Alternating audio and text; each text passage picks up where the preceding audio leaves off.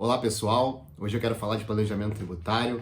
O planejamento tributário no Brasil a gente pode delimitar aí pelo menos em 3 fases, segundo a doutrina mais especializada. Hoje eu quero falar só da primeira fase, que remonta aí à década de 1990. Então não sai daí não, que a gente já vai começar.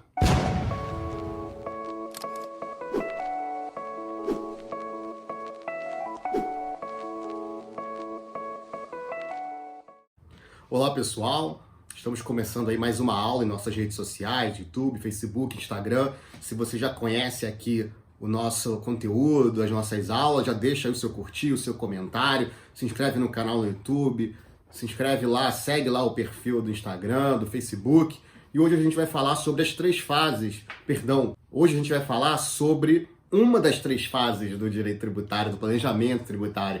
Você sabe que a doutrina costuma falar do planejamento tributário em 3 fases, né? Embora eu acredite que exista uma 4ª, mas eu não vou ter tempo aqui de falar sobre ela, e nem das 3 fases.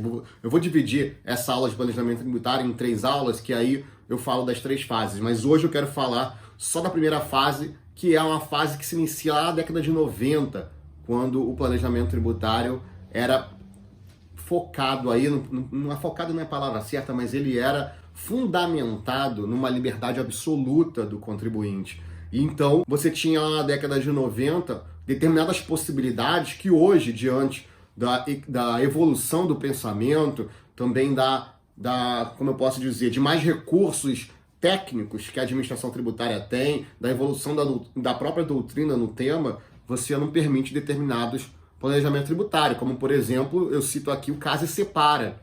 O Case e Separa era um planejamento tributário que era muito feito, muito básico assim, e que envolvia uma compra e venda de imóvel. Por exemplo, se o contribuinte ele quer vender um imóvel, se uma pessoa quer vender um imóvel para outra, em vez de eles realizarem um contrato de compra e venda, era muito comum constituir uma empresa onde o comprador iria aportar dinheiro para integralizar o capital. Então aquela empresa seria constituída de um lado pelo dinheiro do comprador e do outro pelo imóvel, do vendedor. E 2 dias depois, ou até no dia seguinte, ou até no mesmo dia, né, eles desfaziam a empresa, o comprador levava o imóvel e o vendedor levava o dinheiro. Havia uma troca aí por meio da empresa. Tudo isso para não pagar a tributação que envolvia a operação de compra e venda de imóveis e também relacionado até a ganho de capital desse imóvel, né, que às vezes valoriza, então ele tem que pagar o ganho de capital.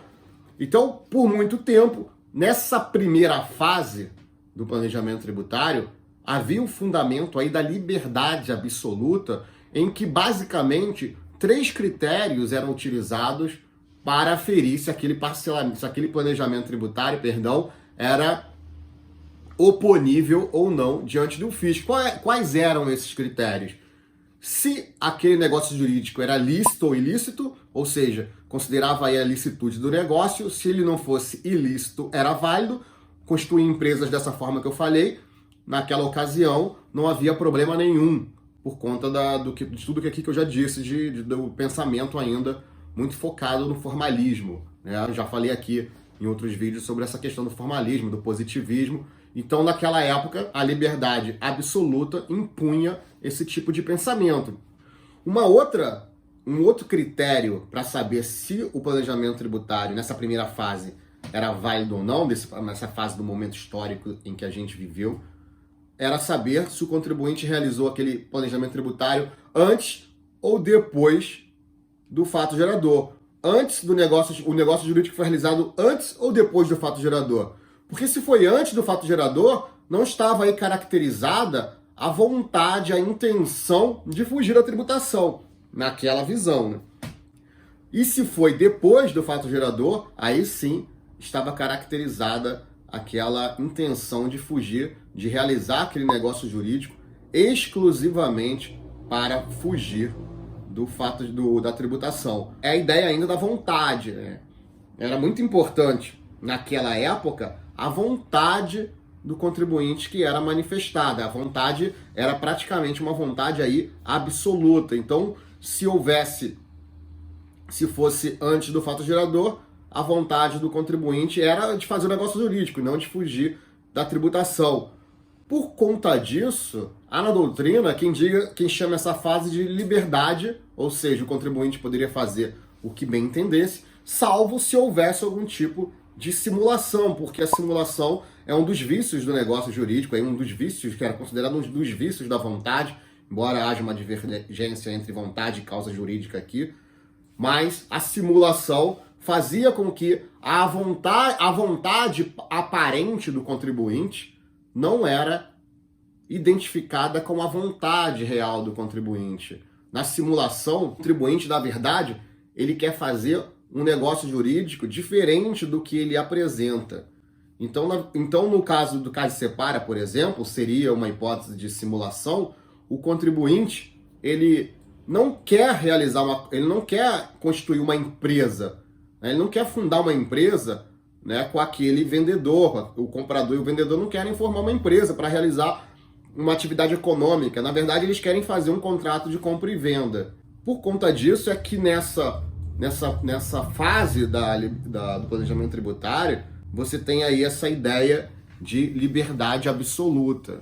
O que não for ilícito, o que não for posterior ao fato gerador, e onde não houver simulação, não há por que o fisco não aceitar aquele planejamento tributário. Era isso então que eu queria dizer nesse vídeo. Era só essa primeira fase do planejamento tributário. São 3 fases, essa é só a primeira fase. A gente vai ver uma segunda fase que envolve outros tipos de fraude e uma terceira fase que já começa a ingressar no mundo mais principiológico. Então fica aí comigo.